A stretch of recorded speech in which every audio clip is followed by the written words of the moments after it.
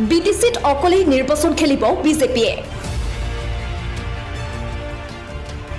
হয়, 2025 বিটিচি নিৰ্বাচনত অকলেই প্ৰতিদ্বন্দ্বিতা কৰিব বিজেপিয়ে।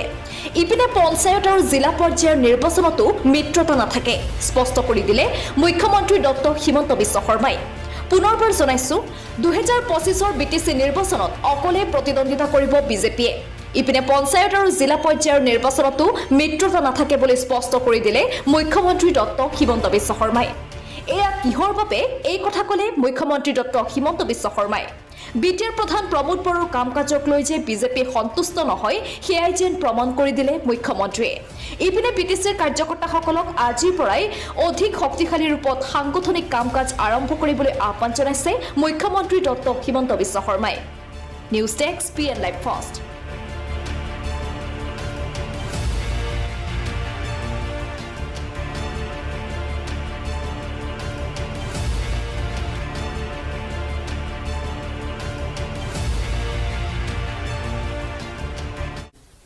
ভাৰতীয় জনতা পাৰ্টিৰ কাৰ্যকৰ্তাই এই বিজয়ত আটাইতকৈ ডাঙৰ ভূমিকা গ্ৰহণ কৰিছে। বিজেপিৰ কাৰ্যকৰ্তা নাথাকিলে কোকৰাঝাৰত আমাৰ মিত্ৰ গোটৰ প্ৰাৰ্থী বিজয়ী হ'বই নোৱাৰিলে।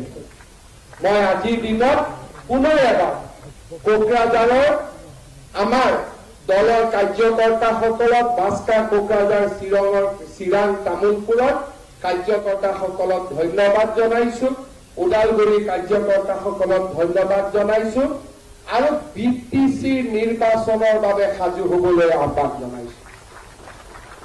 বিটিচিত যোৱাবাৰো আমি নিৰ্বাচনত অকলে প্ৰতিদ্বন্দ্বিতা কৰিছিলো, এইবাৰো বিটিচিত আমি নিৰ্বাচনত অকলে প্ৰতিদ্বন্দ্বিতা কৰিছো। আমাৰ পঞ্চায়ত জিলা পৰিষদত মিত্ৰতা আমি নকৰো, নিৰ্বাচনৰ পিছত আমি যি কৰিব লাগে আমি কৰিম। বিটিচিৰ আমাৰ কাৰ্যকৰ্তাসকলে আজিৰ পৰা সংগঠনৰ বাবে আৰম্ভ কৰক।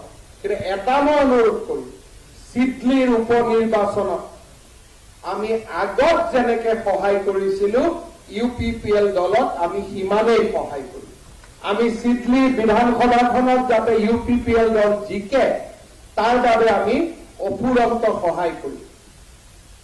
আমাক কোনে সহায় কৰিছে নকৰিছে তাৰ বিশ্লেষণ আমি নকৰো, কিন্তু বৰপেটা লোকসভাত আমাৰ দলৰ কাৰ্যকৰ্তাসকলে AGP দলক বিজয়ৰ বাবে সৰ্বোত্তম প্ৰচেষ্টা কৰিছিলে।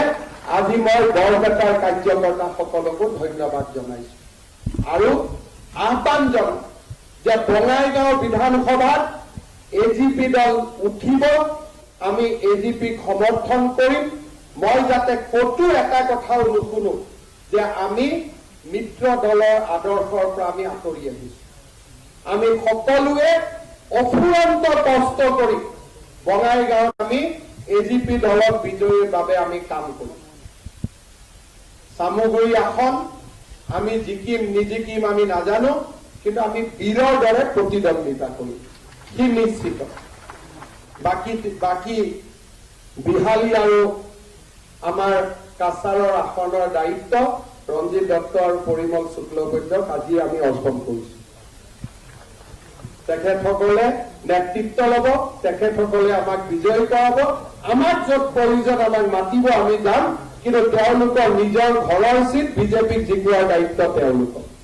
মই বিশেষ ক'বলৈ মোৰ একো নাই, মোৰ প্ৰাৰ্থীও নাই, মোৰ প্ৰাৰ্থী দিবলগীয়াও নাই। গতিকে সেইবিলাকৰ পৰা মই মুক্তি বহুত দূৰত থাকিম আৰু সেই সময়ত ঝাৰখণ্ড নিৰ্বাচনত মই ব্যস্ত থাকিম। গতিকে কাৰ্যকৰ্তাসকলে এই নিৰ্বাচনটো খেলিব লাগিব। পুনৰ এবাৰ আপোনালোক সকলোকে মই অভিনন্দন জনাইছো। মোদী ডাঙৰীয়াক কৃতজ্ঞ অসমবাসীৰ হৈ অভিনন্দন জনাইছো।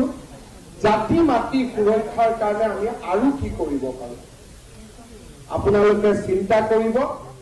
য'ত যেনেকে আপোনালোকে পৰামৰ্শ দিয়ে আমি সেই পৰামৰ্শ গ্ৰহণ কৰিম। আমি একেলগ হৈ কেতিয়া হিন্দু সংখ্যা লঘিষ্ঠ হয় তাৰ পৰিসংখ্যা আপোনালোকে জানে, কিন্তু প্ৰতিটো দিনেই আমি সংগ্ৰাম কৰিম আমি যাতে অসমত সংখ্যাগৰিষ্ঠ হৈ থাকিব পাৰোঁ।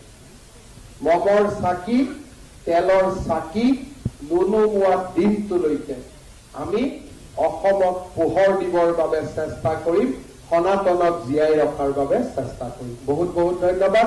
মোৰ লগত একেলগে কম, ভাৰত মাতা কি, ভাৰত মাতা কি।